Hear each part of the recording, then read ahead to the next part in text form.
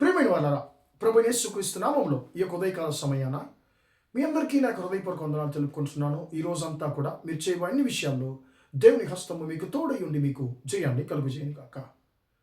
ప్రభు యేసుక్రీస్తు యొక్క పుట్టుకను గురించి మనము ఈ రోజుల్లో దేవుని యొక్క వాక్యాన్ని ధ్యానిస్తూ వస్తున్నామండి. ఈరోజు మనము రూతు ప్రభు యేసుక్రీస్తు యొక్క పుట్టుక అనేటువంటి అంశం మీద మనము దేవుని యొక్క వాక్యాన్ని ధ్యానించుకుందామండి. మత్తయి సువార్త 1వ అధ్యాయంలో మనము ప్రియమైన బిడ్డలారా, మనము 5వ వచనం చదువుతున్నాము. బోయేజు రూతు యొద్ద ఓబేదును కనెను అనేటువంటి మాటలు మనం చదువుతున్నామండి. ప్రియమైన బిడ్డలారా, ఈ యొక్క రూతు ప్రభు యేసుక్రీస్తు యొక్క వంశావళి చరిత్రలో ఆమె పేరు రాయబడి ఉంది. ఈ రూతు ఎవరు? ఈ రూతుని గురించి మనం మొట్టమొదటిగా ఎక్కడ చదువుతున్నాము? ఆ రూతు గ్రంథము ప్రియమైన బిడ్డలారా 1వ అధ్యాయంలో ఈ యొక్క రూతు గురించి మనం చదువుతామండి. రూత్ అంటే అర్థం ఏంటి? తృప్తి గల స్త్రీ అని అర్థం అండి. తృప్తి గల స్త్రీ అని అర్థం. రూత్ అంటే తృప్తి గల స్త్రీ అని అర్థం. ప్రియమైన బిడ్డలారా, ఇక్కడ ఎలా ప్రారంభిస్తుంది ఈ యొక్క 1వ అధ్యాయం? రూతు మనం చదివినట్లయితే న్యాయాధిపతులు ఆ దేశాన్ని న్యాయం విచారిస్తున్నటువంటి ఆ రోజులలో ఆ ఎఫ్రాతీయుడైనటువంటి ఒక వ్యక్తి ఉన్నాడు, బెత్లెహేమీయుడైనటువంటి ఒక వ్యక్తి. ఆయన పేరు ఎలీమలేకు. ఆయన భార్య పేరు నయోమి. ఎలీమలేకు అంటే అర్థం ఏంటండి? నా దేవుడే నా రాజు అని అర్థం అండి. నయోమి అంటే అర్థం ఏంటి? మధురము. మధురం అని అర్థం అండి. ప్రియమైన బిడ్డలారా, ఇప్పుడు దేవుని తనకు రాజుగా ఉంచుకున్నటువంటి ఒక వ్యక్తి, మధురముగా ఉన్నటువంటి ఒక స్త్రీ, వీరిద్దరు ఏం చేస్తున్నారంటే తన ఇద్దరు కుమారులతో ఒక కరువు ఆ యొక్క బెత్లెహేంలో వచ్చినప్పుడు ప్రియమైన వాళ్ళు మోయాబు దేశము నుండి వారు బెత్లెహేం నుండి మోయాబు దేశానికి వెళుతున్నారు. న్యాయాధిపతులు దేశాన్ని న్యాయం విచారించినటువంటి సంవత్సరాలు ఎన్ని అని మనం గమనించినట్లయితే అపోస్తుల కార్యము 13వ అధ్యాయం 20వ వచనం చెప్తుంది. దాదాపు 450 సంవత్సరాలు న్యాయాధిపతులు దేశాన్ని న్యాయం విచారించారంటుంది. ఒత్నియేల్ అనేటువంటి మొదటి న్యాయాధిపతి దగ్గర నుండి సమూయేల్ అనేటువంటి చివరి న్యాయాధిపతి, ఆయన ప్రవక్త మాత్రం కాదు, ఆయన చివరి న్యాయాధిపతి. అప్పుడు 450 సంవత్సరాలు న్యాయాధిపతులు ఆ యొక్క ఇశ్రాయేల్ దేశాన్ని ఏలుబడి చేశారండి. ఆ 450 సంవత్సరాల్లో దాదాపు 58 కరువులు, 58 సార్లు ప్రియమైన ఇశ్రాయేల్ దేశంలో కరువు ఏర్పడినట్లుగా చరిత్ర చెప్తుందండి. ఇప్పుడు ఈ ఎలీమలేకు అనేటువంటి ఒక వ్యక్తి బెత్లెహేము నుండి, రొట్టెల ఇంటి నుండి మోయాబు దేశానికి వెళ్తున్నాడు. అక్కడికి వెళ్ళినప్పుడు ప్రియమైన బిడ్డలారా, కొన్ని రోజుల్లోనే ఆ యొక్క కుటుంబంలో ఉన్నటువంటి 3 పురుషులు చనిపోతున్నారు. ఎలీమలేకు, మక్లోను, కిలియోను అనేటువంటి 3 చనిపోతున్నారు. ఆ కుటుంబంలో ఉన్నటువంటి 3 స్త్రీలు వెధవరాలు అవుతున్నారు. అంటే నయోమి వెధవరాలు అవుతుంది. ప్రియమైన బిడ్డలారా, ఓర్బా, రూతు ఇద్దరు పెదవరాలు అవుతున్నారు. ఈ రూతు ఎవరు? ఈ ఓర్బా ఎవరు అని మనం గమనించినట్లయితే ప్రియులరా, మనకు బాగా తెలుసు. మోయాబు దేశ రాజు బిలాముని అంటే ఇశ్రాయేలు శపించడానికి తీసుకొస్తున్నాడు కదండి. మోయాబు దేశ రాజు బాలాహ్ అనేటువంటి వ్యక్తి. ఆ బాలాహు యొక్క సంతతిలో వచ్చినటువంటి వారు ఈ యొక్క రూతు, ఓర్బా అండి. న్యాయాధిపతులు 3వ అధ్యాయంలో మనం గమనించినట్లయితే ఇక్కడ ఒక మోయాబు రాజుని మనం చదువుతున్నామండి. ఈ మోయాబు రాజు ఎవరంటే, న్యాయాధిపతులు 3వ గ్రంథంలో వచ్చేటువంటి మోయాబు రాజు ఎవరంటే ఈ యొక్క బాలాహ్ అనేటువంటి రాజు యొక్క కుమారుడు. ఈ 3వ అధ్యాయంలో న్యాయాధిపతులు 3వ అధ్యాయంలో వచ్చేటువంటి రాజు, మోయాబు రాజు యొక్క కుమార్తెలు ఈ ఓర్బా, రూతు. అంటే ఎవరండి? రూతు ఎవరు? రాజకుమారతి, రాజకుమార్తె. అంటే యువరాణి ఆమె, రాజు యొక్క కుమార్తె ఆమె. ప్రియమైన బిడ్డలారా, ఇప్పుడు ఏం జరుగుతుంది? తన యొక్క పురుషుణ్ణి ఆమె తన యొక్క భర్తను కోల్పోతుంది, వెధవరాలైపోతుంది. ప్రియమైన ఇప్పుడు నయోమి ఏమవుతుంది? నేను బయలుదేరి వెళ్తాను, నా దేశానికి వెళ్తున్నాను, మీరు మీ దేశానికి, మీ ఇంటికి వెళ్ళిపోండి అని అన్నా కూడా ఈ యొక్క రూత్ ఏం చేస్తుంది? ఓర్బా వెళ్ళిపోయినా రూత్ అంటుంది, నేను నీతోనే ఉంటానమ్మా, నీతోనే వస్తాను, నీ దేశము నా దేశము, నీ దేవుడు నా దేవుడు అని చెప్పి ఆమె అంటుందండి. ప్రియమైన బిడ్డలారా, ఈ యొక్క రూతు మోయాబు దేశ స్త్రీ.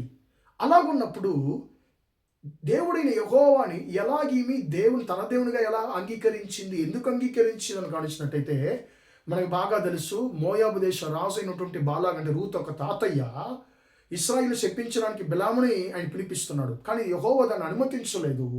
3 సార్లు బిలాము శపించడానికి వచ్చినటువంటి బిలాము ఇశ్రాయేలును ఆశీర్వదిస్తున్నాడు. అది మాత్రం కాకుండా ప్రియమైన ఈ యొక్క ఇశ్రాయేలుకి వారి దేవుడిని యెహోవా చేసిన మహత్వమైన క్రియలు మోయాబీలు ఖచ్చితంగా ఎరిగి ఉంటారండి. ఎరిగి ఉన్నారు. కాబట్టి ఈ యొక్క రూతుకి తన యవ్వన ప్రాయం మొదలుకొని నేను ఈ యొక్క ఇశ్రాయేలుతో నేను కలిసిపోవాలి, ఈ ఇశ్రాయేలు దేవుడిని యెహోవాని నేను నా దేవుడిగా నేను అంగీకరించాలి అనేటువంటి ఆశ ఆమెలో కలిగిందంట. కాబట్టి ఈ యొక్క ఎలీమలేకు యొక్క కుటుంబము మోయాబు దేశానికి వచ్చినప్పుడు ఆయన యొక్క కుమారులను ఈ యొక్క రాజకుమార్తెలిద్దరు వివాహం చేసుకున్నారు. ఈ ఎలీమలేకు మామూలు వ్యక్తి కాదని, బోయేజు లాంటి గొప్ప ధనవంతుడు. కాబట్టి రాజుతో సంబంధం చేసుకున్నాడు. రాజు తన కుమారుల్ని రాజకుమార్తెలకు చేసుకున్నాడు. అంత గొప్ప ధనవంతుడు ఈ యొక్క ఎలీమలేకు. ప్రియమైన ఇప్పుడు నయోమి అంటుంది, దేవుని యొక్క హస్తము నాకు విరోధంగా ఉంది, కాబట్టి మీరు వెళ్ళిపోండమన్నా కూడా రూతు లేదు, నాకు ఏమున్నా ఏమి లేకపోయినా పర్వాలేదు, నీ దేవుడు నా దేవుడిని చెప్పి ఆమెతో తన యొక్క అత్తమ్మతో ఇశ్రాయేల్ దేశానికి వస్తుంది. భోజనం లేదు, తన అత్తమ్మతో వెళితే ఏం ఉంటుంది, ఏం ఉండదు, నా పరిస్థితి, నా జీవితం ఎలా దిగజారిపోతుందని రూతుకు తెలుసు. అయినా కూడా నా దేవుని కొరకు నేను ఏదైనా నేను భరిస్తాను, ఓర్చుకుంటానని చెప్పి ప్రియమైన దేవుడు తను అనుమతించినటువంటి ప్రతి ఒక్క పరిస్థితిని తృప్తిగా సంతోషంగా రూతు స్వీకరించింది. ఒక రాజకుమార్తె బెత్లెహేంకి వెళ్తే తినడానికి భోజనం లేదు. బోయేజు యొక్క పొలంలో వెళ్ళి ఆ కింద పడినటువంటి ఆ యొక్క గోధుమ గింజలను, ధాన్యాల గింజలను ఆయన ఏం చేస్తుందండి, ఏరుకుంటుంది. ఎవరిమి? రాజకుమార్తె, రాజు యొక్క కుమార్తె. భవనములో సంతోషంగా సుఖంగా ఉండాల్సిన వ్యక్తి దేవుడిని యెహోవాను తన దేవుడిగా స్వీకరించినందుకు తన భర్తను కోల్పోయింది. తన పరిస్థితి కిందకి దిగజారిపోయింది. ఈ యొక్క సమాజము నిందించింది. ఎలాంటి దరిద్రురాలు చూడు, ఇంటికి వెళ్ళి ఉంటే మామయ్యని మింగింది, కొన్ని రోజుల్లో భర్తని మింగింది అని చెప్పి ఎలాంటి మాటలు ఉంటారు అండి. దరిద్రురాలేమి అని చెప్పి అనుంటారు చాలామంది. కానీ దేవుని కొరకు సమస్తాన్ని ఓర్చుకునిందండి. కాబట్టి ప్రియమైన బిడ్డలారా, ఆమె స్థిరంగా ఉన్నది కాబట్టి దేవుడిని యెహోవా చూశాడు. నువ్వు అన్యురాలువి. ఒకవైపేమో యూద స్త్రీ అయినటువంటి నయోమి దేవుని నిందిస్తుంది. యెహోవా హస్తం నాకు విరోధంగా ఉంది, మీరు నన్ను నయోమి అని పిలవకండి, మారా అని పిలవండి. నేను సంపూర్ణంతో అక్కడికి వెళ్ళాను, ఇక్కడ నుండి నేను వెళ్ళాను, ఏమి లేకుండా నేను ఒట్టి చేతులతో వచ్చాను, దేవుడు నా జీవితాన్ని చేదుగా మార్చాడని చెప్పి దేవుడికి విరోధంగా మాట్లాడుతుంది. దేవుడా కారణం అండి వీళ్ళన్నీ కోల్పోవడానికి? దేవుడు కారణమా? దేవుడు వెళ్ళమన్నాడా మోయాబు దేశానికి? లేదు, వీళ్ళు వెళ్ళారు, వీళ్ళు సొంత నిర్ణయం చెప్పుని వెళ్ళారు. ఈ రోజుల్లో మనము కూడా చాలాసార్లు సొంత నిర్ణయాలు తీసుకొని అందులో మనము సమస్యల్లో చిక్కుకున్నప్పుడు దేవుడి మీద నింద వేస్తాం. దేవుడు మనం చేయమని చెప్పలేదు అసలు. ప్రియమైన ఇప్పుడు నయోమి కూడా అంటుంది, దేవుడి మీద నింద వేస్తుంది.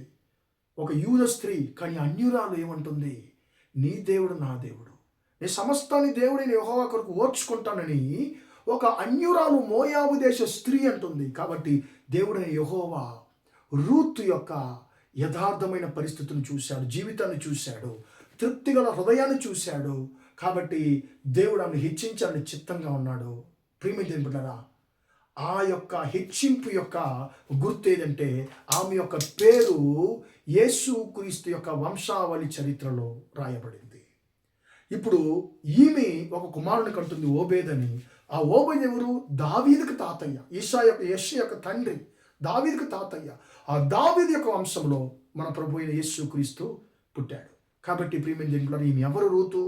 ప్రభు అయిన యేసుక్రీస్తుకి ఈమె నానమ్మ చెప్పాలంటే కదా, నానమ్మ అవుతుంది. నాన్నకి నానమ్మ. కాబట్టి ప్రియమైన దేవుని బిడ్డలారా, చూడండి, ఒక అన్యురాలకి దేవుడు ఇచ్చినటువంటి గొప్ప కృపను చూడండి.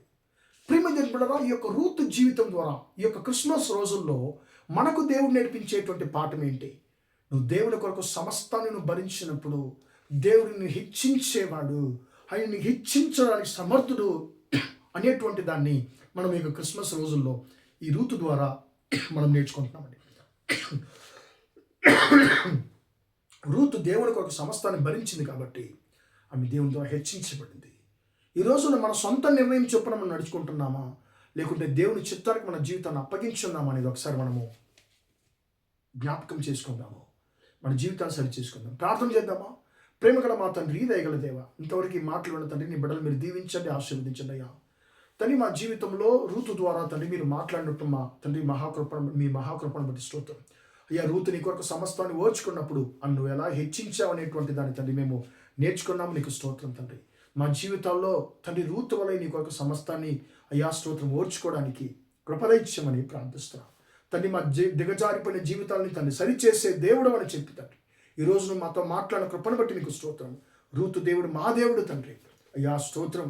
రూతును ఆశీర్వదించిన దేవుడు సమస్తాన్ని కోల్పోయినటువంటి నీ బిడ్డలకు జీవితాల్లో కూడా తనకి రెండింతల ఆశీర్వాదం దయచేయమని యేసుక్రీస్తు నామములో ప్రార్థించని వేడుకొంచున్నాడు తండ్రి. ఆమేన్, ఆమేన్.